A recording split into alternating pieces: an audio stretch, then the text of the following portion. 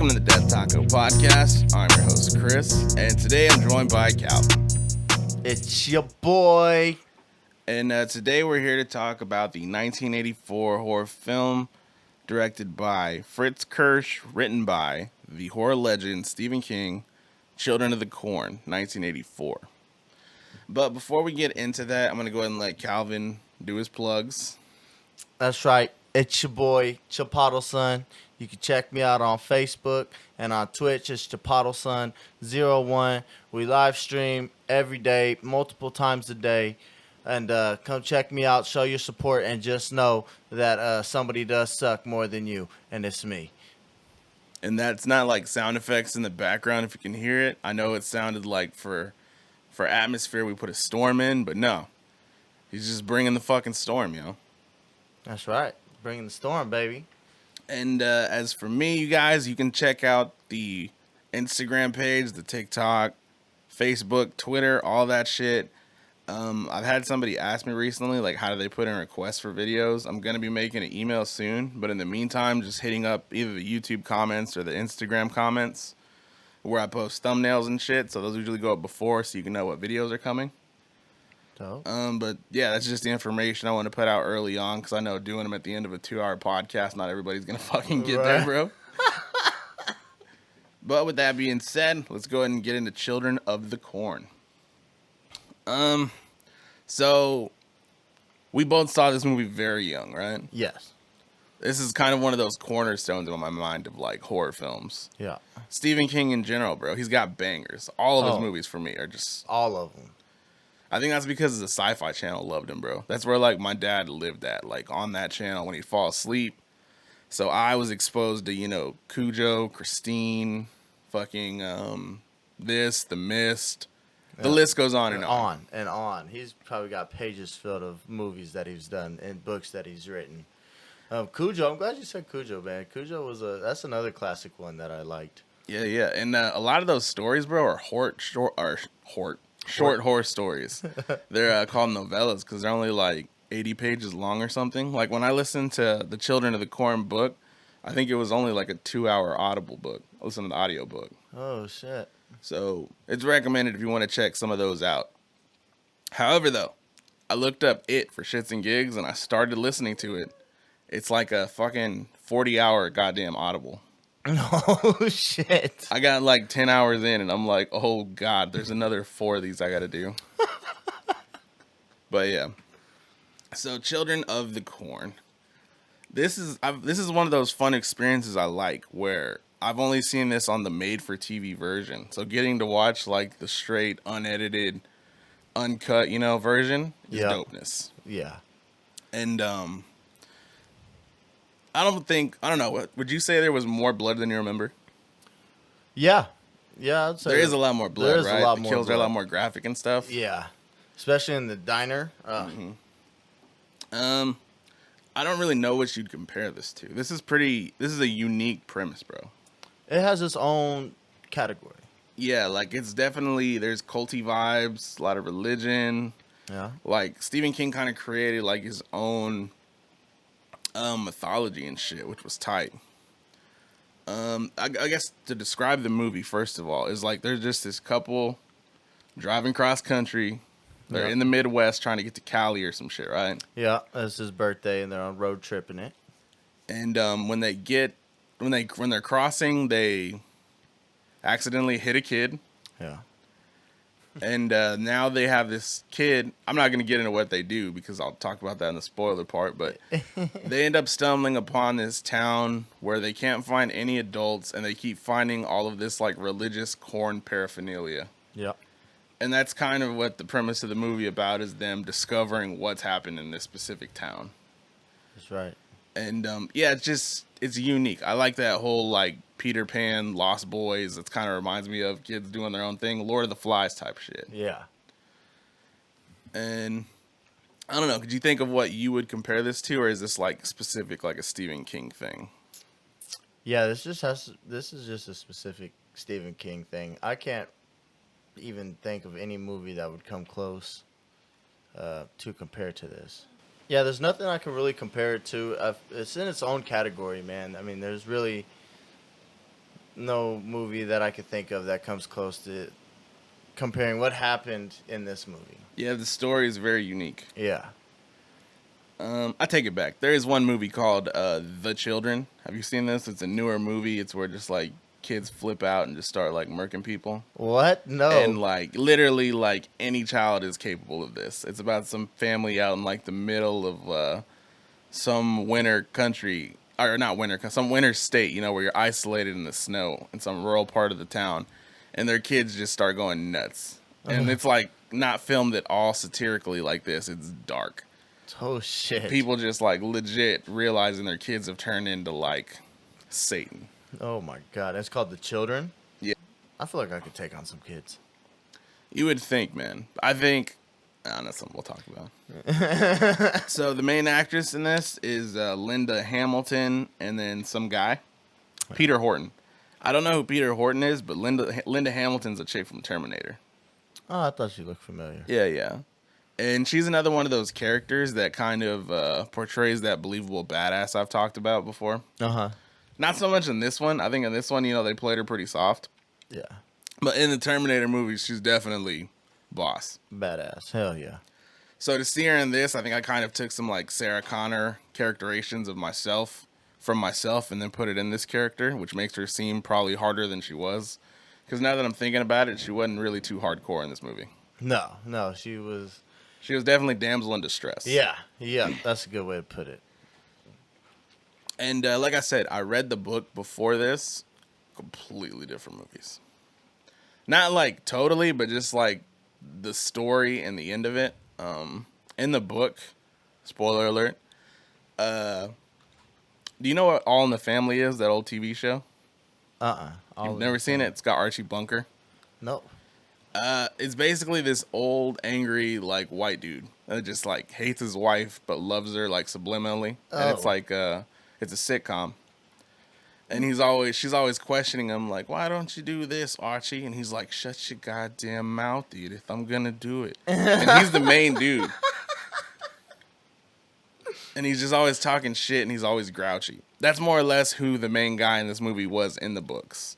Okay. They're just like a warring couple. And he just like nonstop talks about how much he hates his fucking wife. Oh shit. They did some arguing in the movie. He got kind of like that when they were driving.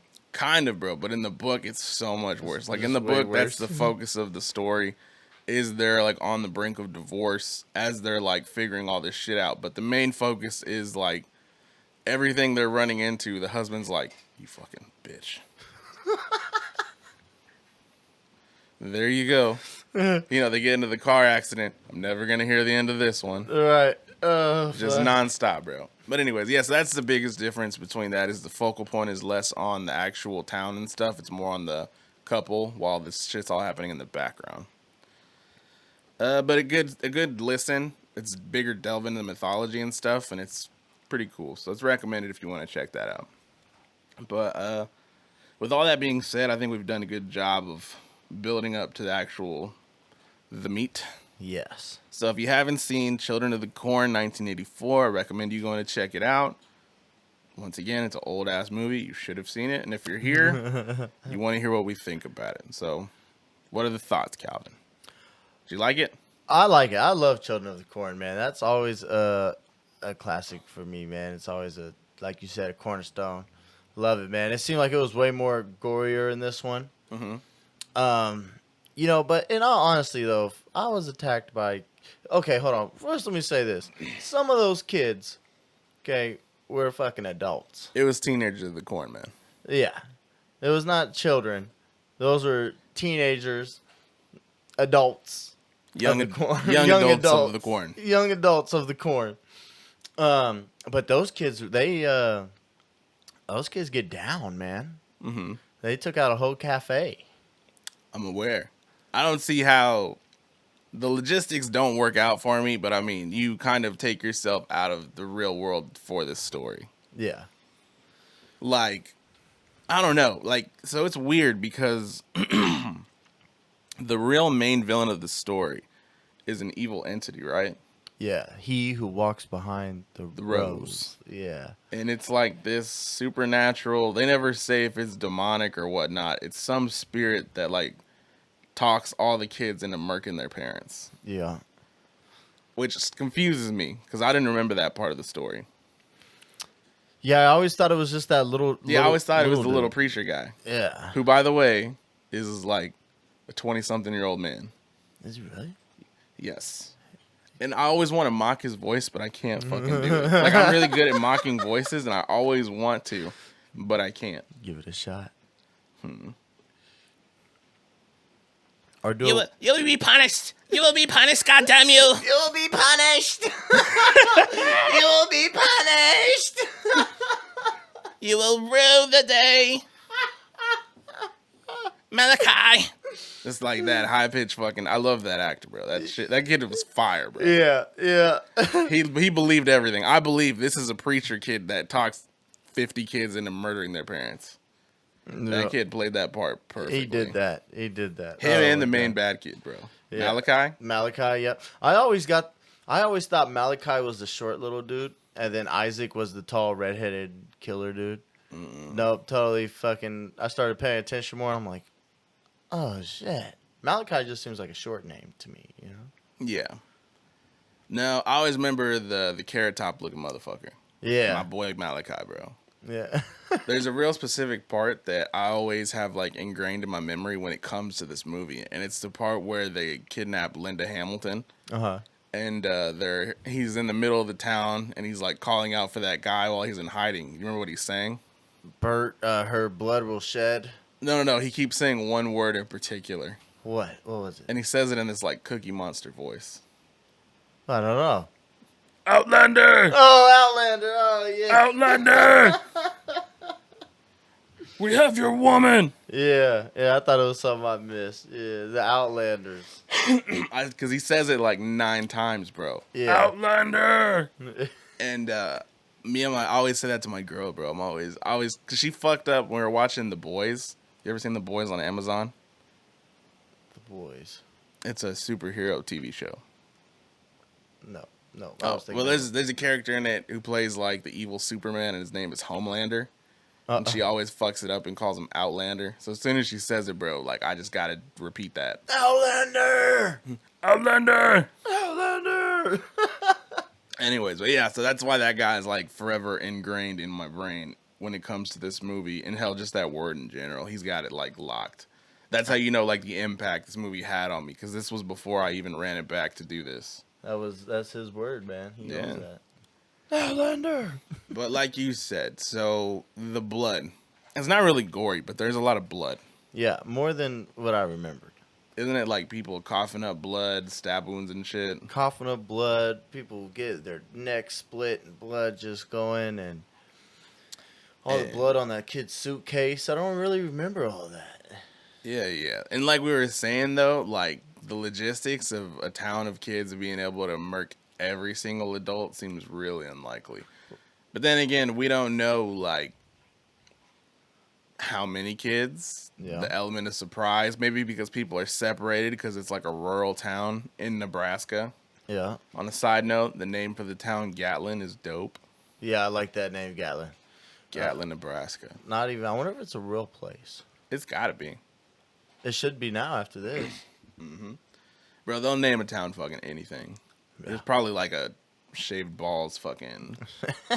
Speaking of that, the reason why I said shaved balls is I got hit up on Instagram by this company, and they were like, "Hey, I think it's spam, but they're like, hey, we see you have a podcast, and we're reaching out to people to send our product to, and would you like to review it for us on your podcast? Blah blah blah." And the product was legit just called "Shave My Balls." Shave my balls. Or just shaved balls, something like that. What kind of? What do you get when? If I was to order something like that, like what are you expecting to get? Like some gel? Or are you just expecting to get some nice pair of shaved balls in there? Something, bro. It better be like the whole cream and shit. Yeah, everything, polish it and all that. Hey, for the right price, dude, I'd sit on this table and just shave my nuts on camera. Just be like, yeah, this stuff is great. Just spread eagle, bro, right here. Just. He Anyways. has more than the balls now. I don't think that's what the people are here for. But No. just so you guys know, those opportunities, they're happening. Oh. Shit. Oh my God. So Bert now. Bert and his wife. So we're introduced to this couple driving. Oh. And like I said, it's not. This was very lifetimey to me. Their whole relationship, right? It's pretty generic, just random couple in the 80s. Yeah. Going on a road trip, man. Yeah. I said it was his birthday party. I fucked up. It wasn't. He graduated out of college. And it happens to be his birthday. And it was his birthday too? I think so. In the book, they were going to drive to like his brother's place on the coast or some shit. But in this, they didn't mention a brother. I know. They were just driving. And then the mechanic dude, man, fucked him up. I think he was really setting him up. He told him to avoid the town, though. But you think he told him the wrong way on purpose? Yeah, I think he told him the wrong way on purpose. I don't get it, though, because didn't they drive down, one road was a dead end, and the other one just went straight to the town? Yeah, they were supposed to just go down, and it came to a fork, right or left. Left was Gatlin, 3 miles. Hemingford was 19 to the right. He took a right, and literally all you had to do was go straight, and he sees a sign that says Gatlin, 2 miles, and it just fucking freaks him out. He's just, we must have went the wrong way. We turn around. If it was me, he even said, someone's been fucking with the signs.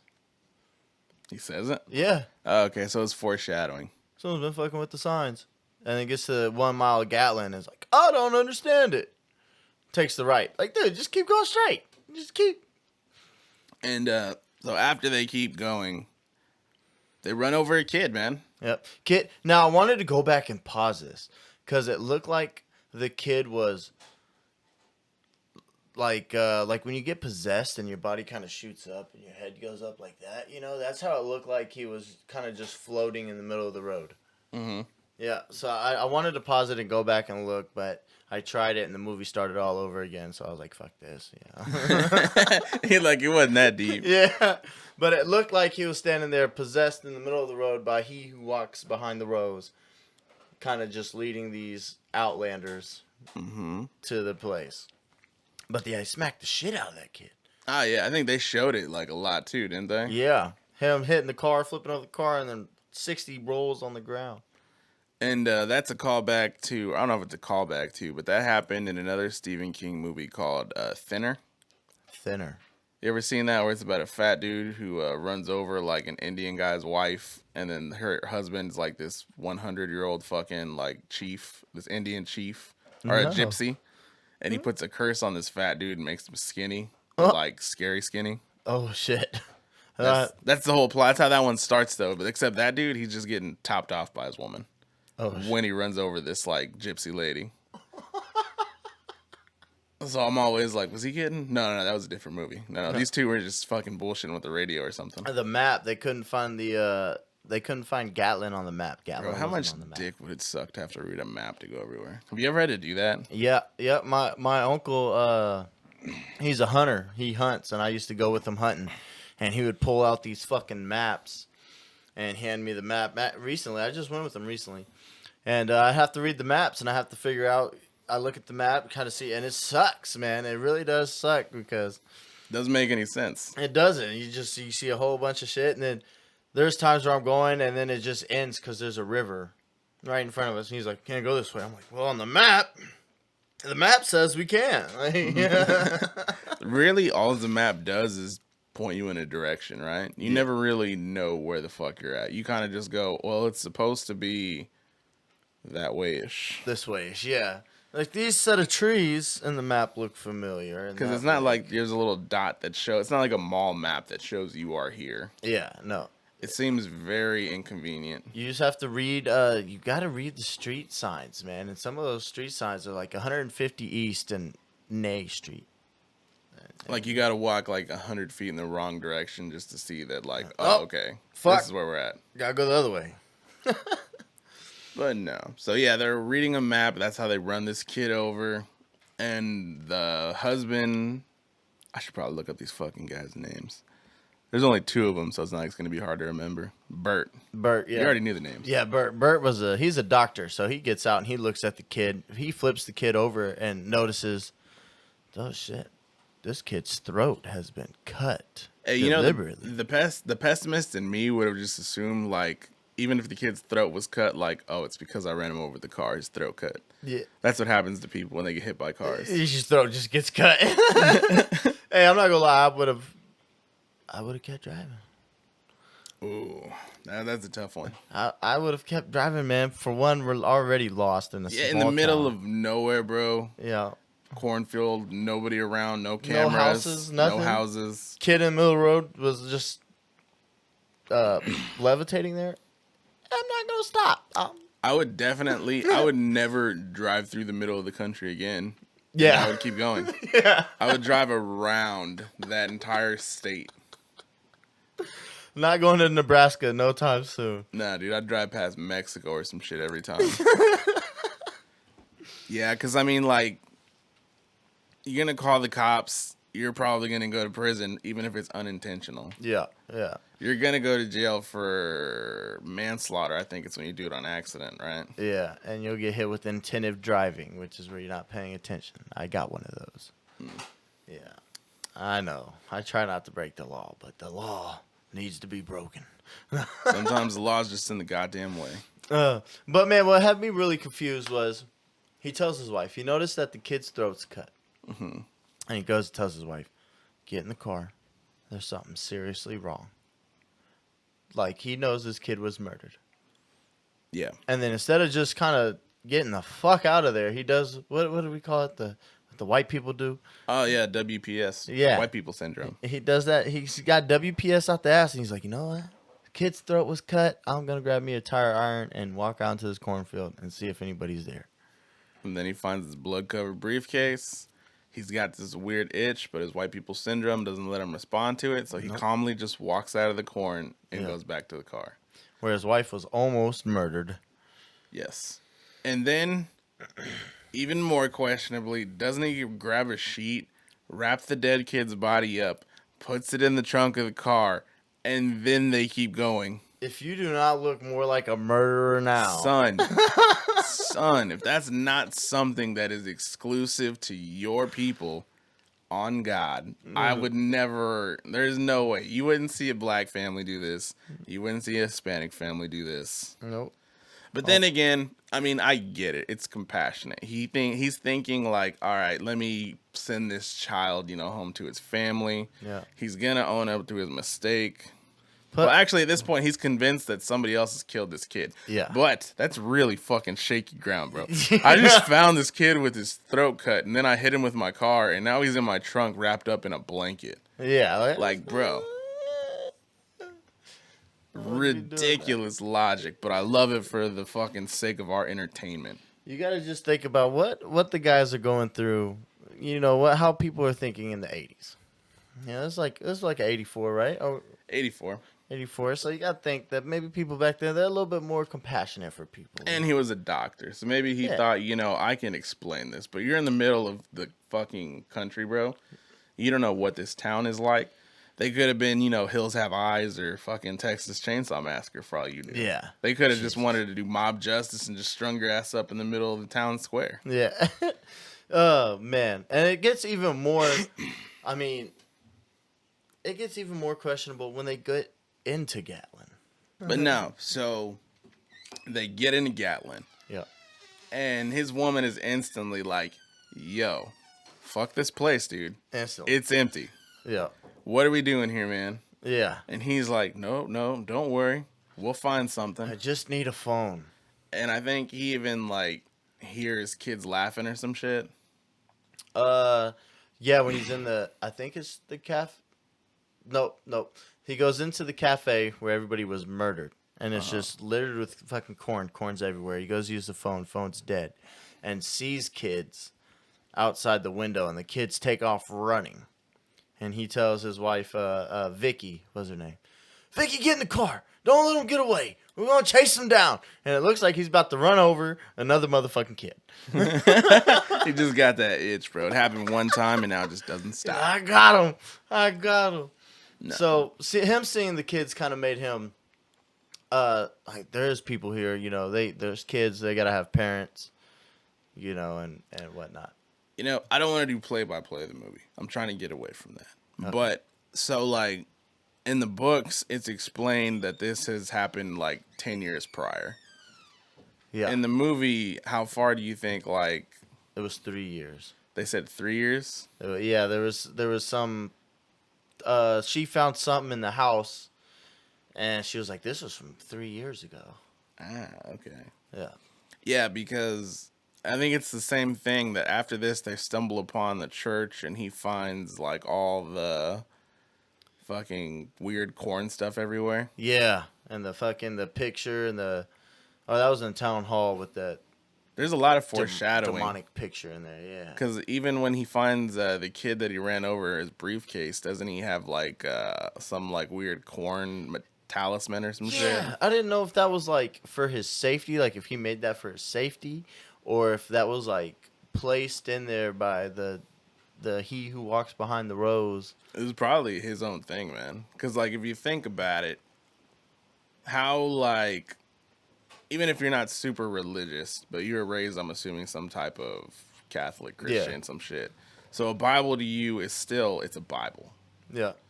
So even that kid, being raised on this religion, even if it is bullshit, he's still going to hold that thing just in the same regards as we'd hold a Bible. His corn cross. Like you can't just toss the motherfucker in the garbage can. Yeah. But people could sure roll up with the pages, man, and y'all Exactly. are going, hell no. You want to really talk to God? No, but so, yeah, there's foreshadowing of all this corn stuff. And isn't it at this point,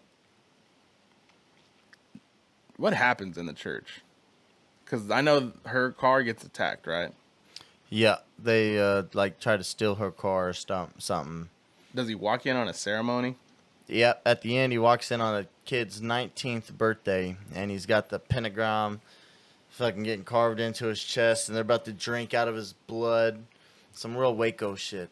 Yeah, and these are like the older kids like running this whole like mass, right? Yeah. But in like the bleachers or the pews, whatever they call them, there's young ass kids. Just real children. Like 10 and under, right? Yeah. And they're more or less just like observers. They don't really know what the fuck's going on, I'm assuming. They're just watching. They're just being led by, all the adults are gone, and if you're a kid, you're going to look for some role model, and you're going to look for the next guy who's older than you. Mm-hmm. So now they're just watching these cultists. Fucking. And then it's at this point where he hears his woman's car getting attacked, right? Yeah, they're rummaging through their stuff. I take it back. Before they even do that shit, don't they? No, I'm lying, bro. Because first thing is they leave the church and they find that like farmhouse. Yeah, because they agree to leave. She's like, let's get out of here. And he's like, you know what? You're right. And they're driving towards Hemingford, and somebody shuts the door in that old house, and he stops the car. Now, this part I remember because he slams on the brakes so hard that the body in the back hits, and she was like, what is that? And he was like, oh, it's just my bag. You sure? Yeah, I'm sure. But yeah, so they stop there at the house, and that's when they find Sarah, the girl who draws. And that's another thing with Stephen King, now I think about it, with the girl that draws. It was Red Rose. Was another movie he did with a girl, and she had visuals, and she would draw, but they would actually, like, she drew like meteors falling on a house, and when she would draw it, the meteor would fall right as she got done drawing it. Yeah, but this girl, she just kind of sees what's happening, kind of. That's so Raven. Well, I've seen Red Rose, and the little girl, she wasn't in the book. Who? Sarah? Yeah. In the Children of the Corn book? Yeah. What? I figured, so in the book, it's literally the entire movie is told from the vantage point of the couple, of the husband.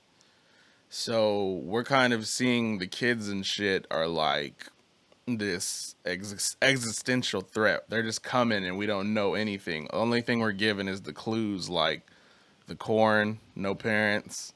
Oh, now these kids are trying to kill me. Huh. And yeah. Spoiler alert, the guy dies at the end of the book. And his woman. What? Yeah, it's a real fucked up story. Do they get burned in the... There's no closure. Does the he? Oh, so he behind the rose. Bro, the gets wife him? gets crucified and her eyes get taken out. Woo! The book is way better than the movie. That's what I'm saying. It's one of those like bleak, all abandon all hope type stories. So the movie is definitely they had to flip it because clearly they weren't going to do that. Yeah. So if you're here with us right now, definitely do the audio book first because the audio book seems to be the book in general seems Sounds to be better. fire. Yeah, it sounds way better than the fucking movie. I mean, eyes getting ripped out, crucified. Yeah, yeah. Crucifixion. What happened to Bert? Bert keeps on fighting the good fight because his woman gets crucified, and like I said, they're fighting. And after he finds her dead body, he's kind of like, "Thank God they got that bitch." Better you than me, bitch. Pretty much. But no, so we get these. The reason the movie put these kids in is just so we can get the perspective of the kids. Gotcha. So we can get the inner workings of the group and shit. They can build on that and the hierarchy with Malachi and Isaac. That's literally the only reason the kids are in the movie. Okay. And they're giving exposition, like when the people are like, "Who is the blue man? Who is he who walks behind the rose? Yeah. Who's in charge?" And the kids are kind of this like encyclopedia of knowledge. That's why they're there, and why they're added to the story. Oh, that's interesting. Yeah. I'm gonna go listen to the book after this. And I didn't read any of this. This is just like me kind of like assuming that's what all that shit is. Yeah. But yeah, so they meet these young kids, and they're kind of like rebels. They're like, "We don't fuck with those kids, yo." Yeah, they said no music. That's not cool. They said no games. That's not cool. We're not fucking with that. Yeah, they're like, this religion's like the guys from Footloose. They don't believe in fun. Yeah. So these kids are like Kevin Bacon's, bro, pretty much. Yeah, rebels. And it's at this point, it's when Linda Hamilton's character, Vicky, she's like, "I'm going to chill with these kids. You go look around town and see what you can find," right? Because Bert leaves. Never. Yeah. That's when he bumps into that whole little mass. And The then he church. goes back to the house, and that's while it's getting attacked. Yep, and Vicky's getting drug out. Vicky already got attacked and drug out, and he comes back, and I don't know if the girl is still there or how that played out, but They got away, I think. The kids hit or some shit. yeah, and then he came back and was like, "Oh, what the hell?" And they're like, "Yeah, they took her to the corn to be with he who walks behind the rose." And he's like, "Can you show me?" And they're like, I don't think so. They're kind of scared to show him and take him there. Mm-hmm. And it's also before that, though, because that's when the whole Outlander part happens, when these kids are, like, chasing him through the town. Yeah. And he gets hidden in the bunker. But before that happens, he's kind of just hiding behind buildings and shit. And that's when Malachi, my boy Carrot Top, he does his Outlander speech. And I'm not going to repeat the voice. I want to, but I'm not. And so then he goes into a basement where these kids have like a bunker. Yeah, they're patching him up because he had gotten stabbed by the crazy bitch in the church. Mm-hmm. Had stabbed him. So he's getting patched up now, which, it's kind of confusing because I see him use his left arm and then all of a sudden he can't use his left arm. And then it's like he remembers that he can and his left arm starts and then he's like, "Oh, wait, I can't." So he's kind of forgotten that he's gotten stabbed. Hey, he's playing with the kids, bro. It's all part of his tactic. Yeah. He's like, "Oh no, this arm doesn't psych pop." Nah, drops a kid, bro.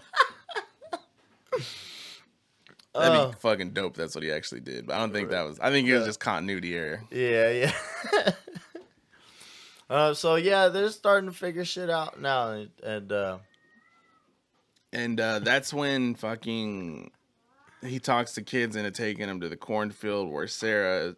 They set it up like they were gonna do the book because she's like tied up on like a crucifix, right? yeah, getting ready to be crucified, I guess. But they had the other guy up there, and it looked like he just starved to death. Well, yeah, I think in the books they like gouged her eyes out and like stuffed him with corn and shit. Oh, Yeah, savage. And also at this time, so from the kids' vantage point, we're learning that there's a power struggle Yeah, currently amongst the kids between Isaac and Malachi. Whereas they both are hardcore believers, right? yeah, But Isaac is more pacifist, I would say, if he could be. mm-hmm. He's kind of more laid back. Yeah, I think they're both psychos, but For Malachi sure. is definitely more like, I want to just murder everybody gruesomely. Yeah, he's definitely got that murder thing down. Isaac's more like, we're just gonna let him behind the rose handle that and see what he's gonna do with you. Like, we're gonna kill all these people because we had to, because there was a corn famine, right? Yeah, it was a corn drought. There was something that there was like little hints about that, like in newspapers and shit. Yeah. And supposedly that's why they killed everybody, to stop the famine. Yeah, I guess it had to do with their blood, their parents' blood Because they put all the parents' bodies in the cornfield, in right? the cornfield. Yeah, and That's something that happened in the book, bro. That was dope. Because like the kid, when they first find a kid, they're like, "Where are your parents?" And they're like, "They're in the corn." What do you Like mean? a party? Yeah, are they working? What do you mean? What do you mean? They're in the corn. And we know what the fuck it is, but still, that shit's dope, bro. Like Yeah. the anticipation of building it up, like, oh god, Yeah, yeah. you just picture that shit. But no, so yeah, Isaac and Malachi are having this power struggle where I don't know if you could say that Malachi has more favor or if Malachi's people are just more active. I think Malachi's people We're just more psycho. are just more. I think they're more scared. I mean, I think they're gonna listen to Malachi over Isaac, even though Isaac's getting these visions. Malachi's taking action on people. Yeah, it's more like if Isaac was the president and Malachi was kind of his general, right? And he Yeah. was the one who he actually sent out to do damage. Yeah, And so the older kids respected Malachi a lot more for that, I think. yeah, for sure. So that's why, there's a point where Malachi finally takes power from Isaac, right? Yeah, they crucify or get him all set up on the corn. They cut Vicky down and put Malachi up They string his ass up. in the place. Or Isaac. What? Yeah, Isaac's the little dude. Malachi's the redhead. Mm-hmm. Yeah, they put Isaac up in there and string him up. And that's when they start hearing. This is when we find out that he who walks behind the rose isn't bullshit. Yeah, no, he is for real. Because isn't there like a storm that comes out of nowhere? Yep, big giant ass storm that comes. Dark clouds are coming. Wind's picking up. Corn's going crazy. And Isaac's all like, I did everything you said. Yeah. He does a bunch of like high pitched no's. Yeah. There's a whole bunch of no, no. You'll be punished. You'll be punished. You do that voice perfect, bro. You'll be punished. And then we get the best shot of the movie when lightning strikes the goddamn like cross they had him strung up on, Yeah. and it launches the cross like 30 feet in the fucking air, while Isaac is still like this, like strung up, arms out, bro. And you just see the fucking cross fly up in the air and come down. Yeah. And they had to really have done that. It was dope. And mind you, it's not cool like Avengers cool. It's like they really just launched like a dummy on a crucifix like 30 feet in the fucking air. Yeah. And, But yeah, this is when shit starts getting real, though. yeah, because now Isaac comes back as like the embodiment of he who walks behind the rose. Isn't his hair like white? He's got horns, or it looks like kind of horns coming out of his head. Maybe it might be. He looks like the singer from My Chemical Romance in the Black Parade song. Yeah. Like just white hair, all black, this little goth kid. And now he's got like the fucking Darth Vader voice going. Yeah. He wants you too, Malachi. He wants you too. And Malachi just straight up bitches out. And this, I didn't like this part because he kind of does this like fucking throat grab on Malachi, and it just makes that like throat snapping sound. Yeah. It was real lazy, bro. They should have done some shit to Malachi. He should have got a fatality out of Mortal Kombat. I remember when me and my girl were watching this now. This comes back to the thing of where all my jokes just have to revolve around buttholes. What if like part of the ceremony was like they just put it like a corn up your ass? Just here you go. Corn to the cob. Like he should have just been like fucking impaled by corn like right up the Or butt. he's sitting there with his corn out, a slop on my knob, like corn on the cob. So the kids fucking. So yeah, so Isaac murks Malachi. Does he kill anybody else or is it just him? It's just him. And then all the people take shelter in a barn house, right? Yeah. And that's when we get exposition on the Blue Man. It's a guy in a cop uniform who struck up in the cornfield. Yeah. Went to go see a minister. Figured out that he who walks behind the rose is demonic, or I wouldn't even say a demonic, but like a what am I looking here for? Like he was, like a sacrifice was given, and he was came to bring the corn or something. I don't know. I don't know. He what was a what are those called? Like a demigod, a deity, an evil deity, Yeah, there you go. something like that. You know, some false idol, according to this type of religion. And yeah, I think before that though, weren't this is like the Bible Belt. So this town is like hardcore. You know, I'm assuming. What would you how would you like satire like what those sermons would have been like?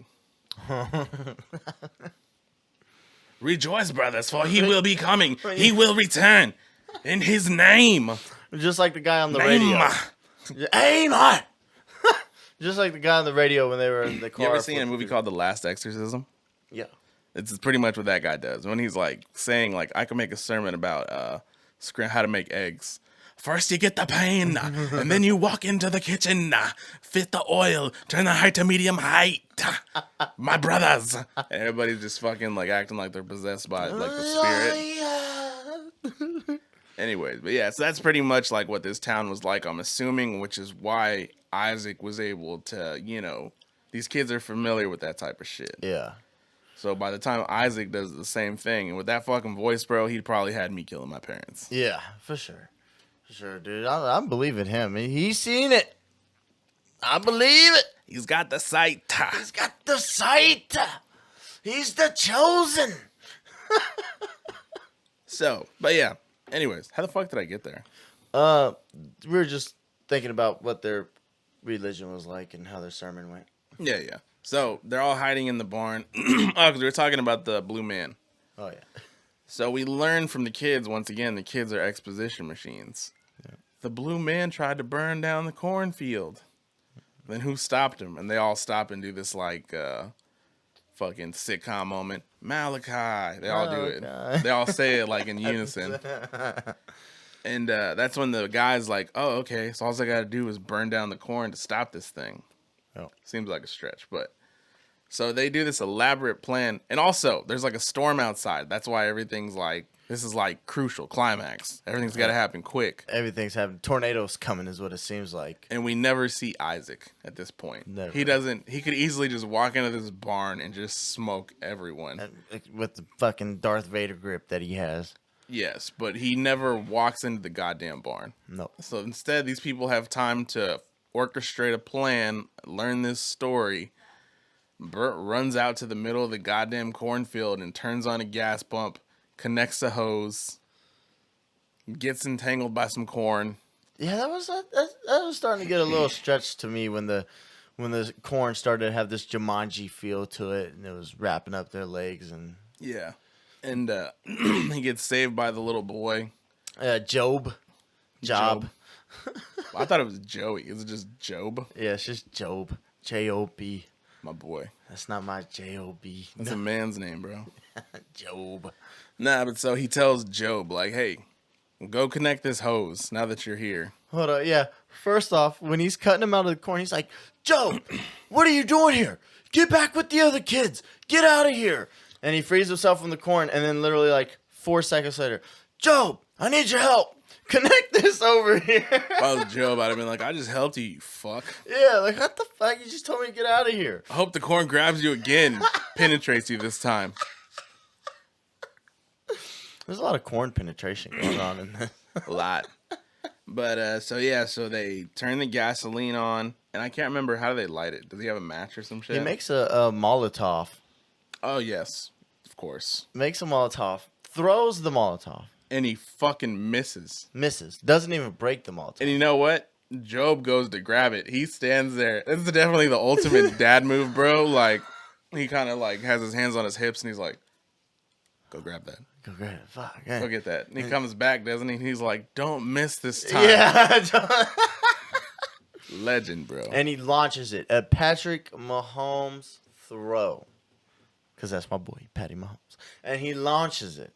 Perfect throw. 96 yards. And it splatters everywhere. The whole field gets caught on fire. These people set a cornfield on fire. All they kept thinking about was like, I wonder how they filmed that, and if like somebody really just let them set their corn on fire. Yeah, go ahead. Set my corn on. It says we're not gonna. What do they fucking cut it down? I'm not gonna cut it down this year. Burn it. Fuck that. That was thousands of dollars. That would have made. That's what I'm saying, bro. That's somebody's like fucking livelihood and shit. That whole town could have came back up off that corn. And so yeah, and that's stops it pretty much. Doesn't that like kill Isaac, evil Isaac? And before that, even though Bert gives this speech to all the kids, and he pretty much like snaps them loose of he who walks behind the rose with the power of love. Or the power of suggestion. Oh yeah, when he wants to kill, he was like, "This is what he wanted." He pretty much gives all the kids a philosophy lesson, and they all like absorb it because that's what kids would do. Yeah, and they're like, you know what? Be your own person. Yeah, he turns into like a spiritual guru. Don't follow what religion tells you. Do what you know is right in your heart. And all the kids go, yeah, this guy's right. Nobody's ever said it like that before. I like music and I like playing games. I like dancing. I don't like killing my parents. I miss my parents. Killing my parents was bad. Yeah. You know what I'm saying? It was corny. And that works because that's like at that point, that's when most of the kids are like, all right, we're not going to murk you. Yeah. They're like, we're on your side now. So they burn the field, defeat he who walks behind the rose. Isaac does like, I can't remember what happens to him. Does he do like a fucking no? I don't know, but I think he might have. I picture like a South Park. I picture like a Cartman from South Park. Oh no! Oh, no. And yeah, so then they go to Bert's car, him and the two kids, right? Yeah, Job and Sarah And his wife. and Vicky. And isn't their car all like beat up and covered in corn and shit? Which when do they have time to fucking do that? He walks behind the road. I guess there's no music or dancing, so Yeah, that's all they can do is just tag the whole fucking town in corn. Now I'm thinking about it at the end scene. They're all at the car hugging and stuff, and they still have this dead body in the trunk. Nobody talks about the kid in the trunk. Just forgotten about. He doesn't ask, "Hey, do you?" And that's Job and Sarah's, I think, either best friend or older brother. Think it was a friend. And yeah, no fucks are given. no, fuck, just forgot all about this kid whose throat slit in the trunk, who just got hit by a car. I can't remember the kid's name, but they all got like religious names. What if the guy was like? What if the little boy was like, "Hey, did you see what happened to Jebediah?" I think he went to the town over. Yeah, right. They show him a picture. Oh, I think he might have escaped. I didn't see him. Well, Probably somewhere in Reno. But so the last little jump scare of the movie is that there's a chick in the back seat, the one who was running the mass, who was carving the symbol in the kid's chest. Yep, drinking the blood. Psycho bitch. I feel like Malachi's right hand man. Definitely like a sub boss for Malachi. Yeah. And Bert handles it the best way he can, and he just literally slams the door in the bitch's face. Says, "Oh fuck, she's out cold." Knocks her unconscious with the goddamn car door. And then they kind of all do this, like, once again, it's very sitcom-y to me, where they kind of all wrap their arms around each other in like a chain link, like 4-man thing. Yeah. And they all just kind of say this corny joke, and they walk off, and the credits start rolling. Yeah. I think that he actually knocked the bitch out on camera. I think that was an accident. How Possible. hard, how close she was, because how he seemed, how after it hit, he was like concerned, like, oh shit, and then got in the car and was like, she's out cold. It was probably one of those 2-shot things where like the initial shot, like they had done it a couple of times, and he finally got it close enough, and he's like, just that little surprise face, like, oh, that looked real as fuck. Oh shit. But yeah, so that's Children of the Corn, man. I'm like you. I really liked this movie when I was growing up, and running it back, it holds up. It's what I remember. It's definitely a made-for-TV movie. For sure. It's not like, you know what I'm saying? It's not The Conjuring. It's not Insidious. Yeah. It's not the blood fucking show that the Saw movies or Hostel was.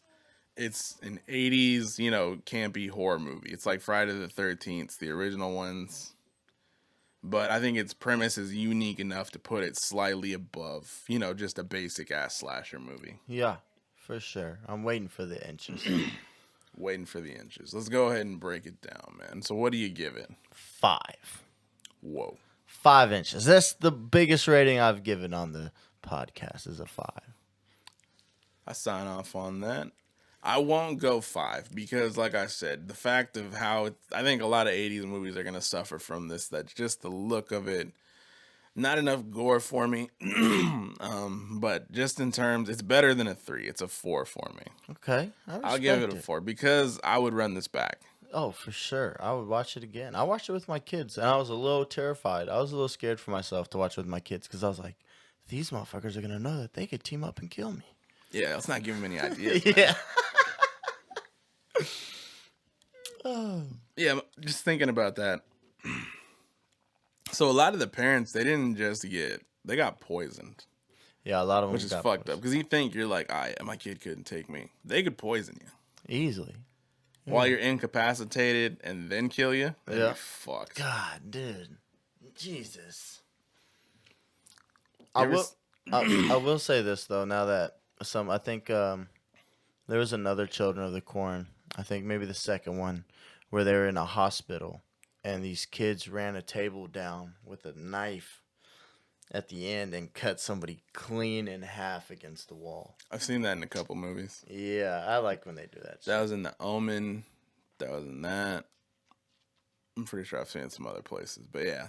That's always a classic when they just pull the table down and slam it. You seen Children of the Corn where they're in the hood? No. It's like the third one, I think. That would be interesting. They're like in the inner city and like there's some preacher kid that's like preaching to black kids. What? I'm gonna have to check that one. And he's got like an older white bro. It's like a black kid with an older white like foster brother or reversed. I can't remember, something like that. How do you think that would hold up here in our town? What, like if somebody tried to talk all the kids into murking people? Yeah, or if the kids try to murk us, dude, you think? I think we're in a. I think we're surrounded by enough lunatics already that they would just shoot the kids and we'd be fine. Yeah, I mean, come on, man. We're in the middle of the country where guns are beloved. Yeah. But I didn't see no guns there in Nebraska. In No. Gatlin, Nebraska. I kind of want to see if there is a Gatlin, Nebraska, and kind of drive by. I have been to a town that's kind of similar, hunting with my uncle out there. It was out, by Arkansas, and it's this place called Foots. It's a trucker's dine-in place. Really good food. Oh, like homemade, like someone's grandma's back there cooking. Mm-hmm. But it's kind of set up. It's like a really small town, population of like 800, and everybody's just got cornfields out there. So it kind of did bring me back to like a kind of like a memory. Like, damn, this.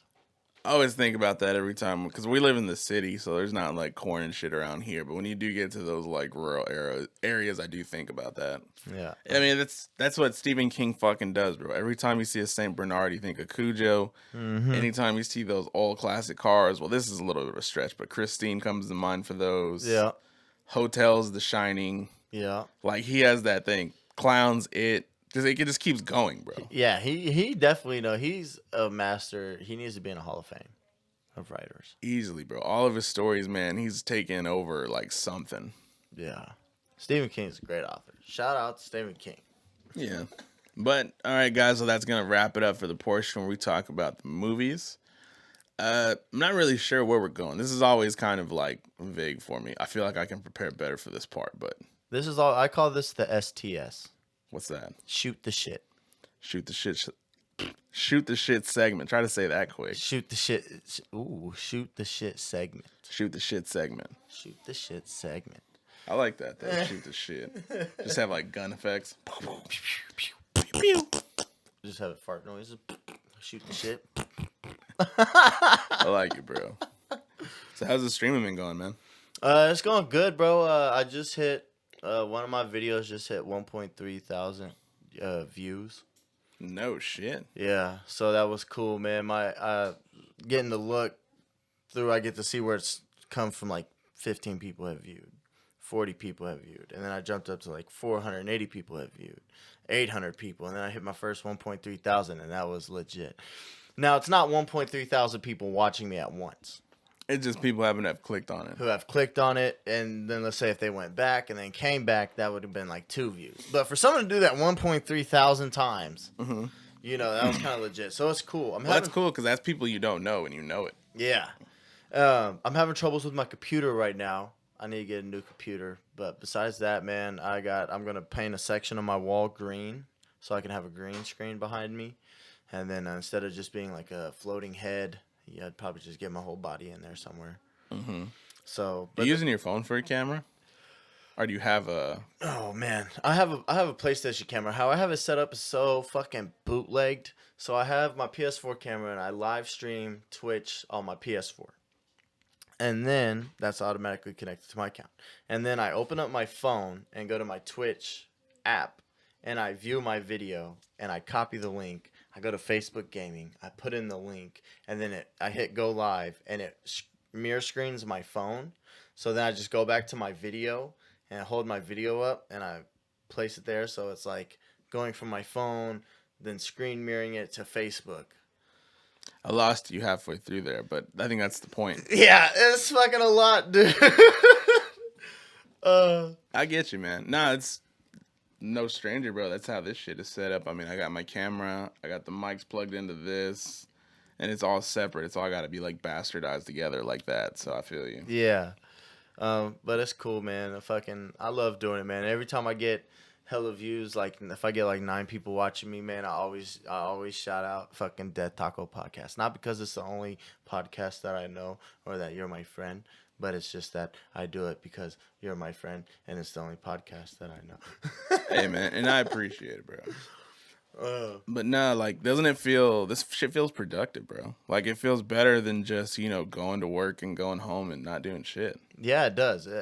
It does give you a feeling of accomplishments. And then especially when you can, I'm pretty sure you could go and see how many people have viewed it and stuff. And when you're like, if you go and check one day, you had 40 views and then you go and you look and you're like, oh shit, that jumped up to 50. Like that just gives you like some like type of motivation. Like, oh, That's how I feel with the TikToks I post. Because I post, like, clips on TikTok, right? And that's where I get the most interaction.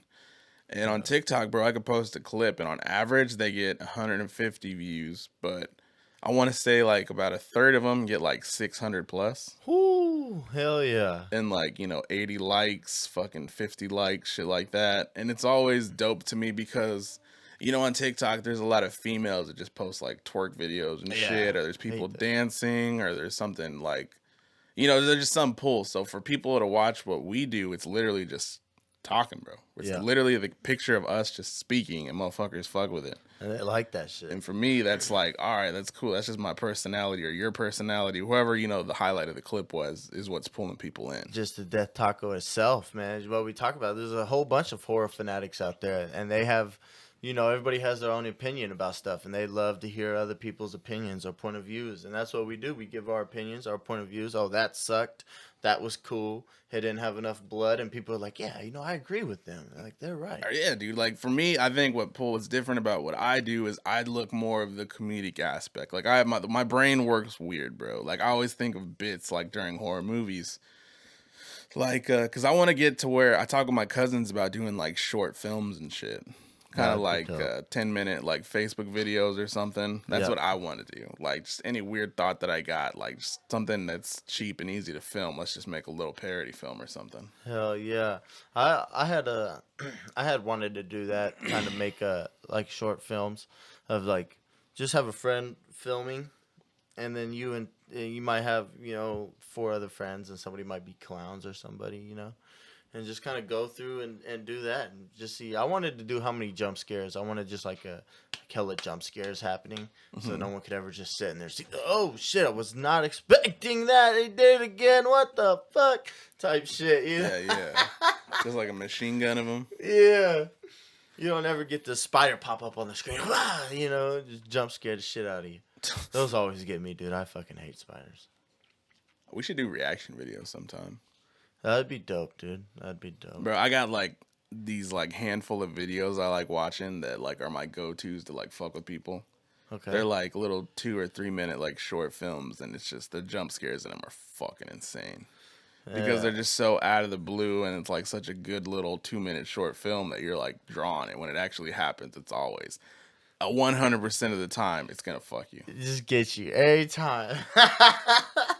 But no, so weird stuff though. Like we're kind of just like really shooting the shit, but weird stuff. So something weird I learned. So I was watching UFC fights, right? This past week. Okay. Did you watch them by chance? Nope. Well, this dude, the main card was Masvidal and Usman, I think. But in the undercard, it was this chick from China, legit Chinese. I can't remember her name, like Lei Wang, some shit like that. She fought some chick from Colorado. And I guess this Asian chick's been the champ for like 20 fights straight, fucking 20 straight wins. Oh shit. This bitch got kicked in the face, son. She got knocked the fuck out By the Colorado? by the Colorado chick. And she took her belt. And the Asian chick got up, bro, fuming. Kind of like, how dare you stop this fight? I'm fine. And as she's talking to you, and she's all like stumbling and shit. And the second that happened, I told my girl, I was like, oh, and my brother-in-law, my brother, Cody. And I was like, bro, they're going to kill her entire family in China. Oh fuck. Like, cause you think about that, you know how like hardcore China is, right? Yeah. Like this bitch is representing the entire country of China. Like she lives in China, I'm assuming, because that's what they put as her thing and shit when she comes out. Yeah. So imagine like you're representing an entire country, this country that's famous for like disappearing motherfuckers and shit, and you get your ass beat by some white chick like Can't go from the home. U.S. Can't go home. That's the first thing I thought. What that reminded me of was this video I watched one time. Was you know how the U.S. when they're first trying to launch into the fucking space, they had like a rocket explode in the air and everything, Yeah. and it's like a world famous video, right? Everybody's seen that fucking clip. Yeah. Apparently, that happened in China too, but it's not known because what happened was when the rocket exploded, it was over some small town in China. The debris fucked this town up. Because a rocket fell out of the fucking sky onto this small ass town, like the mountains. Yeah. And nobody knows the death toll because what happened was the second the rocket, it all happened, China sent in like some team, bro. And they literally threw dirt on top of the entire fucking town.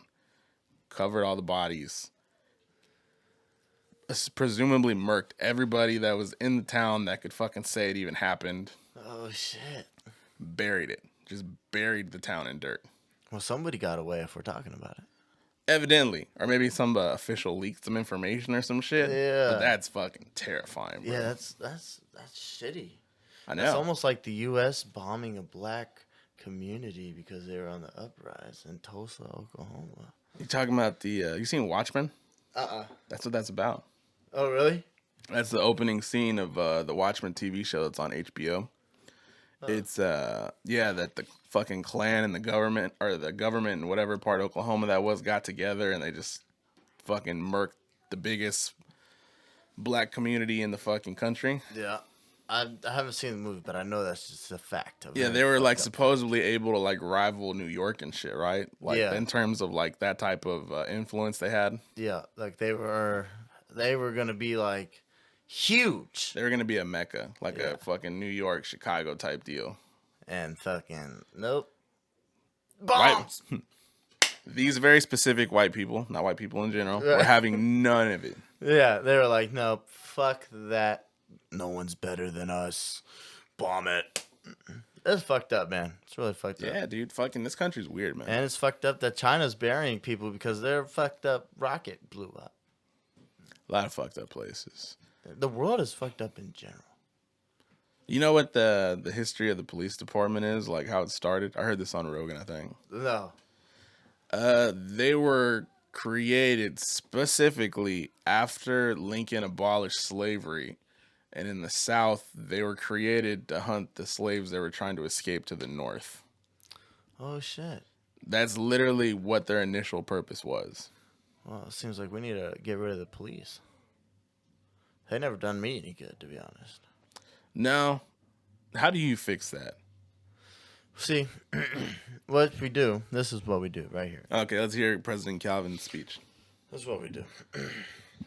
Instead of just one number, you call. Instead of just 911, you have certain numbers for certain emergencies. Fire. You're gonna say for certain races. Oh no! Holy shit! If you're black, you need to call this number. You're just gonna segregate the fucking hotlines, bro. I was like, this is about to get really bad. No.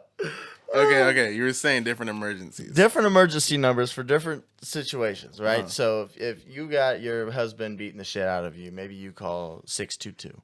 Mm-hmm. And that'll bring somebody who's specified in that scenario to that situation, right?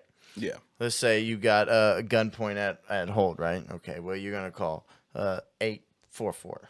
Make it simple numbers or whatever, because they're going to be, because you don't want to call 911 and you don't want to get the rookie out there fucking having a dispute between a husband and wife, and the husband slaps the wife and he's like, oh shit, pow, pow. Pow! Like, you're just unexperienced for the situation. So we have different numbers set up for different situations with experienced people in that field to come. Mm-hmm. Instead of just having, your sergeant, instead of just having Malachi and Job ride together, Yeah. Nice callback.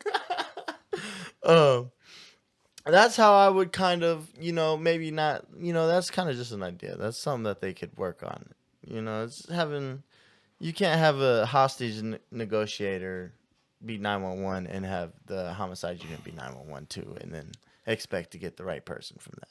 Yeah, I mean, unfortunately, that is what cops' jobs are, is to be kind of like a one size fits all. Mm-hmm. It could be something as small as like, hey, can you do a welfare check, or something as big as like, there's a guy with a gun inside of a high school. What are you gonna do? Yeah, and that's kind of the shitty part about when I was a security guard too. Is like the problems were as easy as like, hey, go put your key in that fire alarm, or oh my god, this guy just fell off a cherry picker and his head's cracked open on the ground. What are you gonna do? Yeah, fuck. That was like the like differences in what, and all I did was took a 2-hour CPR class fresh out of high school, and it's like, well, now this dude's life is like, call 411. Did you save him? Panic. I wasn't there for that. That was a different shift, but that could have been my problem, which is terrifying. Yeah, that is. I would have probably resigned. And also, they gave me AEDs, automatic electric defibrillators, that I had to walk around with, which was like this 5-pound fucking defibrillator that I carried. And it was always this constant reminder that I might have to fucking shock somebody back after their fucking heart stopped beating at any fucking moment. That's a lot of pressure for Listen, somebody. sir, 19-year-old Chris, bro. Like, what am I doing here, bro? Everybody, all the other guys were like vets and shit, like guys from the army, and then it's me. I just left Walmart. Yeah. How'd you get the job? Somebody outside was handing out flyers. I picked one up. I got the job because I told the guy during the interview, I was like, I'm thinking about going to the fire academy to be a fireman. And that translated to, I already finished the fire academy. That's legit why I was there. And they found out very quickly that that wasn't the case. And I got to keep the job, but still. Yeah. But anyways, we were talking about, so the police brutality thing. What I think is, like I said, during that job, I learned from like a lot of military guys I met that apparently foreign policy, right? So when the guys are overseas, the actual army, it is a huge motherfucking problem for them to actually use their weapon on somebody on foreign soil. It's a big fucking deal. Like they cannot, there has to be literally the most dire of circumstances for them to ever shoot someone. And even if they do, it's a massive fucking thing. They're going to be all types of trials. The government's basically going to be like, you're guilty until proven innocent. Yeah. So why is that not the fucking case here? On our goddamn soil, why should there be people allowed to smoke fucking American citizens so freely? And still get paid. Yes. Like, that should be, these motherfuckers are so trigger happy, bro. It should be like literally you had no other option. Not because the dude's running away and he won't listen to you. Not because you're in a fight and you're getting the shit kicked out of you. legit, there has to be like no other solution you could have had. Yeah. Like, I don't understand how that policy can't be enacted here. It's just because they don't want to, man. That's the thing. They don't want to until. I'm not gonna say that because it might incite some things to happen. So I'm not gonna go there with that. But I see both sides, bro. I'm not hardcore on anything. Yeah, no, for sure. But we just got to be better as people. Like, look, man, this is so simple. Everybody knows right from wrong. Yeah. Everybody knows it. When you fuck up, you know you fucked up. Before you do that thing that you fucked up on, you know in the moment beforehand, this isn't right. This is fucked up. You're talking about accountability. Yeah. Accountability. And not just for the person doing it, but we all know people, bro. We know people who are doing bad, are doing dirt, motherfuckers who are doing stuff, and when something happens to that person, low key, it's on you for not letting that motherfucker know. Mm-hmm. Hey, you probably shouldn't do this. You probably shouldn't do that because this could happen. Yeah. And I'm not gonna lie, man. Some people you just kind of let do their thing. Unfortunately, you just. I mean, it's a bad. It is what it is, as they would say. Like I feel like we're no one to judge, bro. Yeah. Like motherfuckers got to do what they got to do sometimes. To each his own, man. Yeah, I think there. I mean, and there's always a bigger picture. If someone's selling drugs, right, and then you realize, okay, you're selling drugs, but you're not buying cars, you're not buying guns. What are you doing?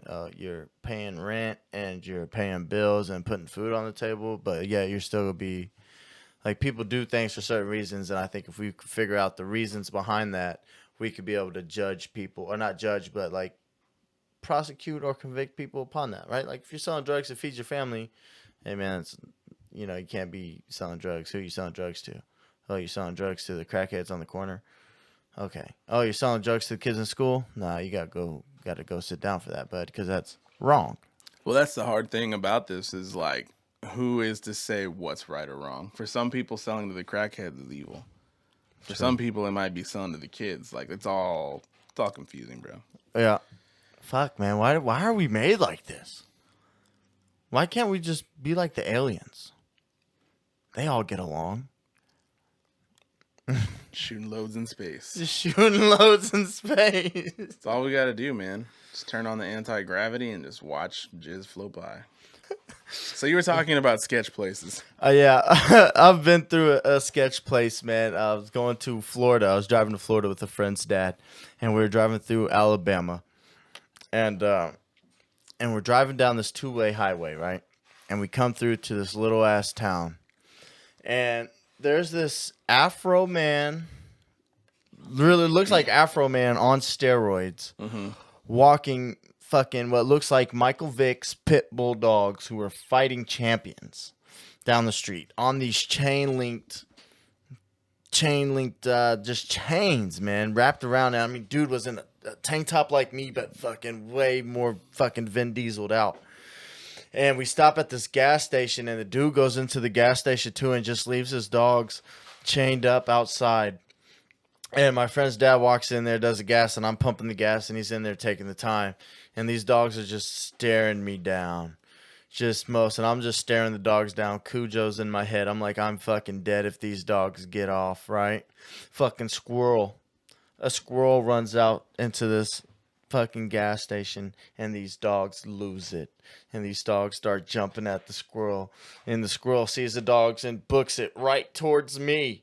And I'm looking at this motherfucking squirrel like, you better not be coming over here, motherfucker. And these dogs are pushing on their chain. I mean, their fucking veins are popping out. Like, these dogs are on fucking roids, man. And the dogs are coming out, and oh, it was just an intense moment for me. And the dude came out, and the dogs are going crazy, and they're pointing at me, and he just looks right at me like I've done some fucked up shit to his dogs. And I'm now looking at him, and he's looking at me, and the dogs is barking. Finally, he gets the dogs calmed down, but he doesn't leave his eye contact with me, and he unchains his dogs and then starts walking toward me. And fucking walks probably like 6 feet from me. The dogs aren't barking now. They're well trained, actually. And just walks right past me. But that whole moment and the whole scenario and me being in this little ass town, scared me. So we get in the car and we leave and we start driving down this highway and fucking in the trees there are dummies hanged. What? There are black dummies hanged in these trees in Alabama in this small ass town on the way to Florida. Talk about being fucking in a movie. Sir, what a plot twist. Oh my god. And it just like I've never seen anything like it, right? Like I've seen racism, but never to the point to where they're hanging dummies out of a tree. And it just kind of just like fucking seared into my brain that I'll probably never go to Alabama. Seems questionable.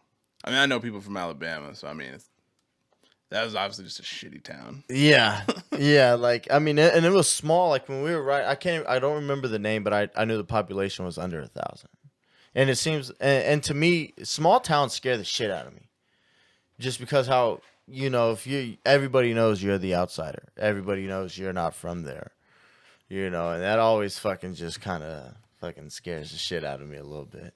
Yeah, that's small towns in general, I would assume. Yeah. I've never, like I said, I don't travel a lot, never been outside the city much, so it's hard to envision. But I've also seen a lot of movies, so I understand the possible threats. Yeah. Like, fuck, man. Am I going to run into some Children of the Corn out here or what? Some Texas Chainsaw Massacre or some shit, bro. Oh, my God. Some Hills Have Eyes, some The Wrong Turn Hillbillies. Yeah, and shit. the Wrong Turn one always pops up in my head. Like, I'm just going to catch some crazy cabin fever.